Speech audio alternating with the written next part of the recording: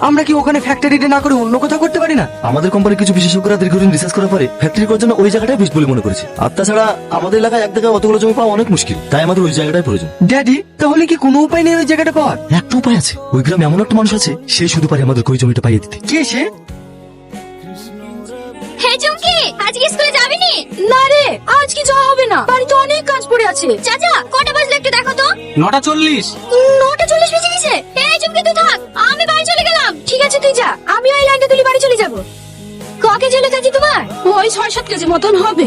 শরীরটা খুব খারাপ করছে তো, আজকে মনে হয় বেশি তুলতে পারবো না। তুমি বসো না চাচি, আমার এই লাইনটা হয়ে গেলে আমি তোমার হয়ে তুলে দিছি। থাক মা, তোকে আর কষ্ট করতে হবে না, আমি আস্তে আস্তে তুলছি। যাও তো, শরীর খারাপ করছে আর এখানে কাজ করবো বলছে। জানিস চুমকি, তোর মাও তোর মতন ছিল, কারোর বিপদ দেখলেই ছুটি চলে আসতো। হ্যাঁ, আমার কেমন লাগছে? একবারে ছাওয়াতে হিরো মতো লাগছে বস।